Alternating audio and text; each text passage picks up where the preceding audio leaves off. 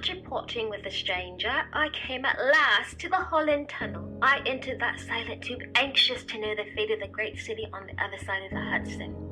Cautiously, I came out the tunnel and made my way up Canal Street. I reached 14th Street, and there again were black powder and several bodies, and an evil, ominous smell from the gratings of the cellars of some of the houses. I wandered up through the 30s and 40s. I stood alone on Times Square. I caught sight of a lean dog running down 17th Avenue with a piece of dark brown meat in his jaws, and a pack of starving mongrels at his heels. He made a wide circle around me, as though he feared I might prove a fresh competitor.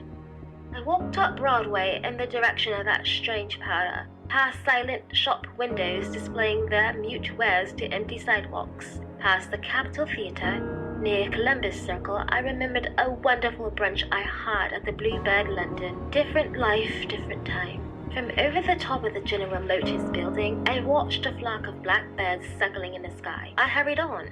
Suddenly, I caught sight of the hood of a Martian machine standing somewhere in Central Park, gleaming in the late afternoon sun. An insane idea! I rushed recklessly across Columbus Circle and into the park. I climbed a small hill above the pond at 16th Street. From there, I could see standing in a silent row along the mall 19 of those great metal titans, their cowls empty, their great steel arms hanging listlessly by their sides. I looked in vain for the monsters that inhabit those machines.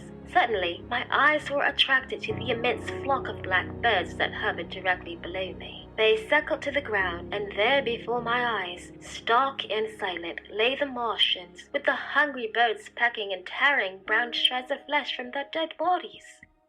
Later, when their bodies were examined in laboratories, it was found that they were killed by the putreactive and disease bacteria against their systems were unprepared, slain. After all, man's defenses had failed, by the humblest thing that God in his wisdom put upon this earth.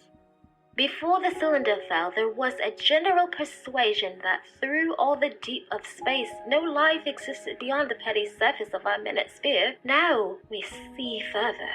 Dim and wonderful is the vision I have conjured up in my mind of life spreading slowly from this little seedbed of the solar system throughout the innate vastness of sidereal space.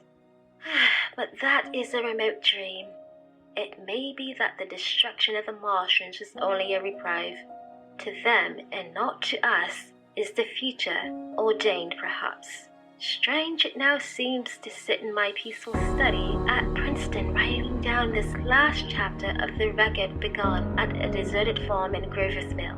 Strange to see from my window the university spires dim and blue through an April haze. Strange to watch children playing in the streets. Strange to see young people strolling on the green, where the new spring grass heals the last black scars of a bruised earth. Strange to watch the sightseers into the museum, where the disassembled parts of a Martian machine are kept on public view. Strange when I recall the time when I first saw it, bright and clean, cut hard and silent, under the dawn of that last great day.